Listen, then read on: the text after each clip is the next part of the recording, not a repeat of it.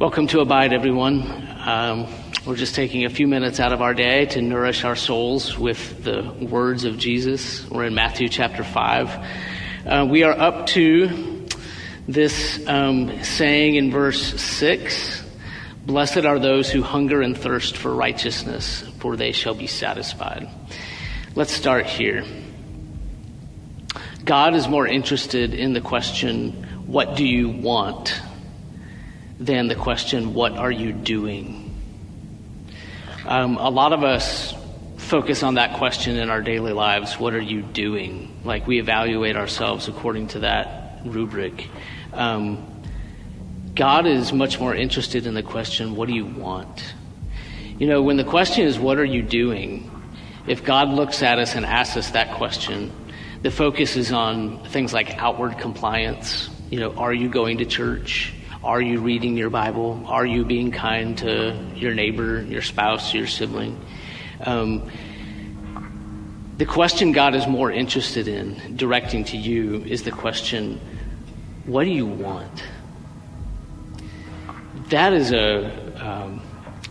a really hard question for us to think about. That question is a revealing question. It goes deep into our hearts. It exposes us. It exposes our internal thoughts, our desires, just everything. When God confronts us with the question, what do you want?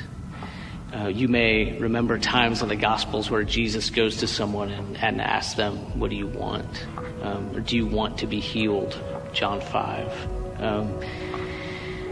It's a really hard question to be asked. What do you want? When we get hit with, blessed are those who hunger and thirst for righteousness, now we're really in trouble. That's a hard saying to be hit with. Blessed are those who hunger and thirst for righteousness.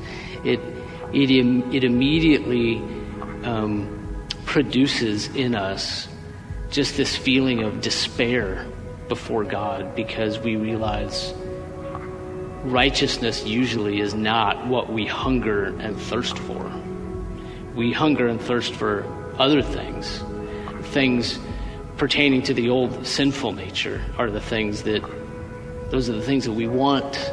Those are the things that we hunger for and thirst for. And so it produces this kind of despair in us before God, because we know ourselves well enough to know that we're hopeless to change like who we really are on the inside and change things like what we desire and what we want. And so, but understand this, the point of this saying and the point of all the Beatitudes, all these things here at the beginning of Matthew 5, the point is to drive us to Jesus.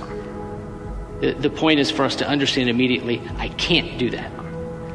And we're driven to Jesus to understand that he is the answer to all these. So here are two really important things to keep in mind through all of these sayings. This is a good time, now that we've gotten into the Beatitudes, to just step back and take a breath and say, okay, what is all this? What are we supposed to do with this in the end?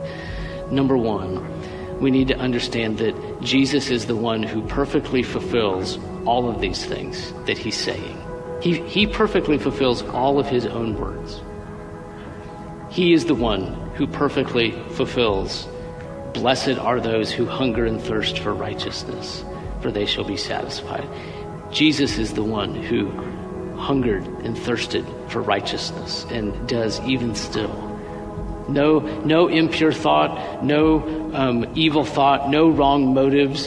His desire is everywhere and always to uphold the glory of God and to love his neighbor, like the purest of pure motives, hungering and thirsting for righteousness. That's what he desires in his inner person. That's who he is at his core, loving righteousness and the good. So that's the first thing, is that in all these things, Jesus fulfills his own words perfectly. So we are released from the burden of having to fulfill these perfectly. So blessed are those who hunger and thirst for righteousness. I can't do that. Jesus fulfills it perfectly. Number two, and this is equally important. There's no hierarchy here. Number two, to the one that believes in him, Jesus gives his own life by degrees.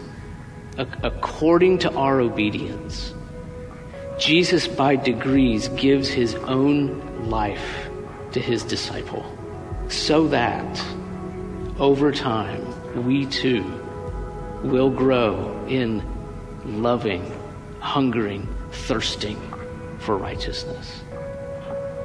If you're a disciple of Jesus, you should see even a faint light of this in your own life. That, when I came to Jesus, my desires really did change. My tastes really did change. They were reoriented 180 degrees away from what is evil toward what is good.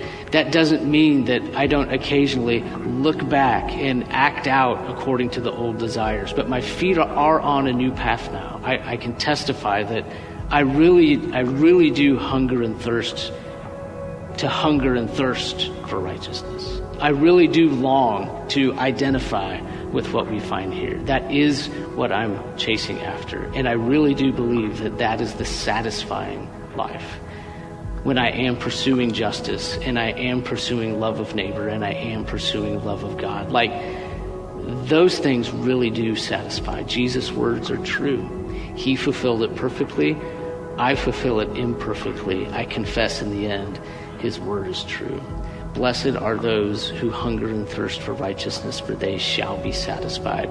This will be perfectly fulfilled in the new creation, in the renewed creation, when you and I will experience the absence of sin and this kind of perfect hungering and thirsting for the good, as evil is eradicated forever. Jesus is all in all, and we are able to follow him fully and not be going back to this horrible life of evil, self-centered life that drags us down so often. That day is coming.